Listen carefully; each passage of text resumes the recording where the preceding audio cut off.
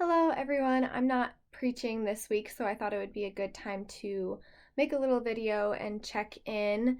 You'll get to hear from lovely Sarah tomorrow, 10 a.m., so be excited for that. But for today, I thought it would be nice to make a little video. I listened to a workshop called Supporting Others Well in a Time of Stress, Anxiety, and Panic, and that was put out by the Center for Congregations. And Hillary McBride was the person leading the workshop. And so I thought it would be nice to bring some of my learnings from that workshop to you all. But before I do that, I wanted to ask you if any of you would be interested if I did weekly small little videos or Facebook Lives doing random things, making cookies, going for a walk, maybe making a day in the life of a pastor video, so that we can feel more connected. So you can have a glimpse into my life, and we can continue our relationship virtually. So comment down below if that would be something you'd be interested in, and I could give more details later as to what that would look like. It's really going to be an experiment, so it might unfold as it goes. But as far as this workshop I went to, there was so much from it, and so it's hard to condense it down, but I want to keep this short. But I first want to start the same way that Hillary did, which I thought was brilliant, and she wanted everyone to kind of gather, get into your body, and be very present. So she had everyone sit with their feet flat on the ground. So you're literally grounded.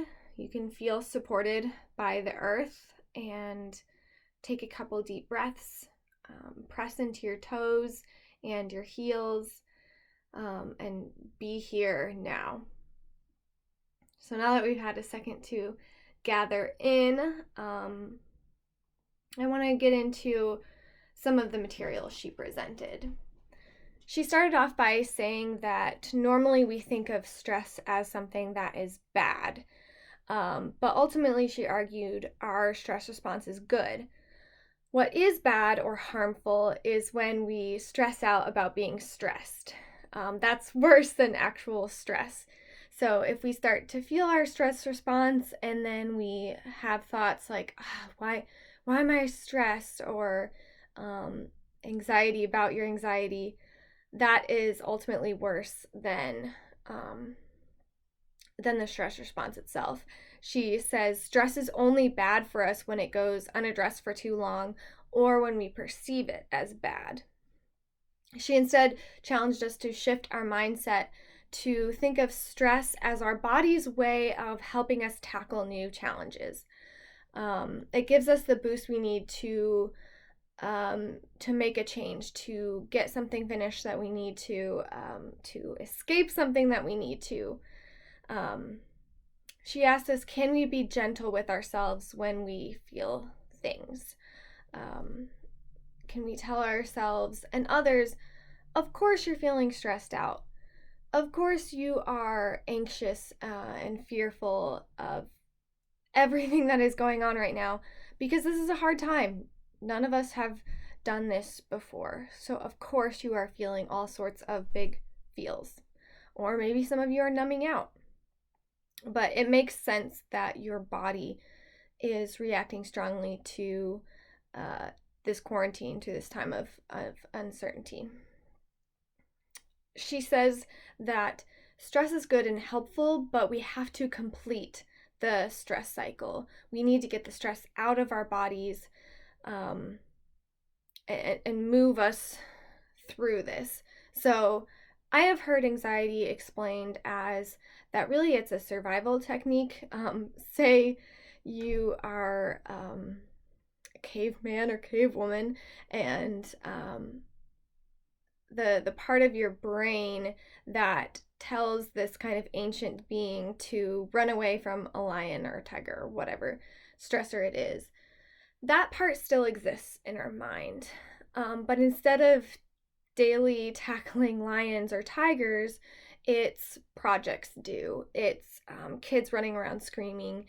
Um, we are constantly at a high level of anxiety, and so our body always thinks that we are running away from lions. But we don't get to the part where the lion doesn't get us and we're safe. We just continue running around like we are constantly being chased by something dangerous. So we need to, in order for stress to be helpful, we need to get to the point where we can breathe, relax, know that we are safe and away from danger. So how do you do this? She suggested taking the example of animals because they do this really well. Dogs, you can literally see them shake off any sort of stress. Um, and yeah, she has other examples, but I think that's the best one. Dogs shake off stress. And so we can do that too. And I'll get into different specific ways of moving through stress later on. But as for now, she encourages us to notice when energy is rising up in our bodies. Any strong emotions, sadness, anger, frustration, disappointment, notice it. And if this energy can help us make a change, let it do its work. And then get it out of your system. So, what keeps us in stress? What keeps us from moving it out of our bodies? And again, we'll get back to ways to move it out of our bodies later. She named defensiveness as one of the number one ways that one of the boundaries that we put up that keeps us from tapping into our feelings. We move into our defenses to protect ourselves, which is not always a bad thing. She uses the example, the metaphor of a scalpel. A scalpel can be used to save someone's life or end someone's life. The scalpel is not bad in itself, it's how you use it. So defenses can keep us away from our feelings. And maybe we've been taught it's not okay to feel, or that feeling fear means that you aren't being faithful, that you aren't trusting God. And so then when you feel fear, you try and shut it down really quickly, which ultimately doesn't address the root of the issue. If anything, it makes it worse. Hillary said that the emotions, if we stuff things down, the emotions still find their way out, and they often come out physically. So this can result in a racing heart, in stomach issues, in skin disorders, in tensing our muscles that results in headaches, even chronic pain. She said there were studies done recently, I don't know the details about that, but tying chronic pain with suppressed emotion. And so instead of shoving things down or having thoughts of like, what is wrong with me that I am feeling frustrated right now? Or why do I keep doing this? Instead, we can notice and name our feelings. Give these emotions space to do their work. Allow the sensation to exist in your body. Sit with it for a little bit and see what happens. You can think of these feelings as messengers and literally ask them. It might feel weird at first, but literally ask them, okay, what do you have to say to me? What information are you bringing me? What message do I need to hear right now? And so one thing that I learned in therapy that was helpful for me is that you can literally invite your feelings to a table. So you picture yourself and kind of like an Inside Out, how all of your feelings are embodied little characters. You can picture, for example, guilt. You can invite guilt to the table and you can say, okay, guilt, I'm feeling you. What do you have to say to me? What do I need to hear? What are you trying to teach me? Instead of shoving guilt out of the room and slamming the door in guilt's face, you invite guilt in and you try and learn from it. Hillary used the example of she went to her friend's house and her friend's daughter was trying to get her attention while she was talking to her friend. And she was tugging on her cardigan and she kept tugging on it, trying to get her attention over and over. And Hillary tried to tell her, like, 1 second, I'm talking to your mom. And then finally the girl grew more and more insistent. Finally, she turned to her and she said, okay, what do you What do you want from me? Basically. And the little girl was just trying to show her a picture that she had drawn and was excited to give to her. And so when she looked at that picture and, said, "Thank you, wow, this is so beautiful," the little girl ran off and left them alone. So when you pay attention to these emotions, often they will move through you naturally. And the more you fight it, it's like one of those finger traps. The harder you pull on it, the more stuck you get. But if you relax and quit tugging, then you can escape from the trap. So pay attention when you feel yourself starting to get away from your emotions. Often these result in escape behaviors, which are behaviors you engage into to avoid the emotion that's going on. And that can be a variety of things. It can be drinking, it can be watching Netflix, anything that you do when you start to feel uncomfortable because you don't want to feel that discomfort. Hillary said that right now is a saturated time. We have a lot of time on our hands. We don't always know what to do with it or how to feel about it. And so sometimes we try to escape our situation. And again, that's not necessarily a bad thing. It's just good to pay attention to when that happens, why it's happening. Notice when you move towards blame or judgment, and those are other defense mechanisms that keep us away from our emotions. If you follow those back to their root, then you'll find your own sadness or fear. So blame or guilt or blame or judgment is more about what you're feeling than what you are receiving from another person. So peel back the layer of what you are feeling. What is hiding underneath? She encourages people to stay and sit mindfully, even if it's uncomfortable in this icky feeling, until your feelings are released. This helps keep you from burying your feelings. She warns that temporary reliefs, like our escape activities, can get us stuck ultimately. So be aware that the shortcut, the temporary relief, might not be as helpful in the long run. Okay, so as far as grounding activities, ways to move stress through your body, and ways to stay present.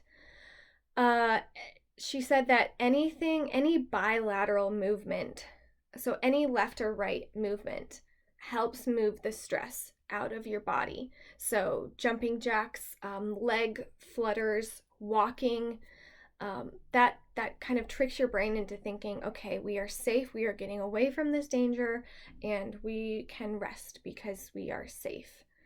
High knees, anything like that will any embodied big muscle movements will help move the stress through your body. Other than that, here are some other activities that can help ground you in the present moment if you're feeling anxious. Kind of like how we started, put your feet flat on the floor. Feel the earth beneath you, and then you can incorporate your breath into this too. So you breathe in when you press, and you can practice this right now if you'd want. You can breathe in when you press your big toe into the ground, and then breathe out, roll your foot when you press your pinky toe into the ground. Breathe in with your big toe, out with your little toe. That can be calming. You can also practice progressive muscle relaxation when you tense and then release different muscle groups, and you can start from your toes and go up to your head or the other way around. And that's been proven to be more effective in some cases than anxiety medicine, which I was really surprised to hear, at least for people who have been trained in progressive muscle relaxation. So I'm not telling you to go throw out your anxiety medicine, but it's something that could help. It aid your medicine. Also, counting is very grounding, and she says you can do the 5, 4, 3, 2, 1 method, which is counting 5 things that you can see, 4 things that you are touching or can touch, 3 things that you hear, 2 things that you can smell, and 1 thing that you can taste. And that helps you be very present. The last thing is to visualize. Allow your brain to go somewhere safe. Go to your happy place. Or if you can't do that right now, if you have to focus on whatever is happening, you can take your anxious feeling or whatever thing you're feeling and you can visualize putting it in a box and putting that to the side. Or you can visualize what I like to do is visualizing putting that up on a shelf and say, okay, this is on the shelf, I can deal with it later. But that is only effective, Hillary said, if you then take the time, when you have the time, to remove that feeling off of the shelf and or pick up the box and unbox it, unpack it. What were you feeling? Why were you feeling? That sort of thing. So I hope this was helpful. This got a bit longer than I thought, but I wanted to bring this learning to you. So again, let me know if you want videos like this or any short tidbits or Facebook Live to stay connected. Hope everyone is staying safe and healthy. Bye.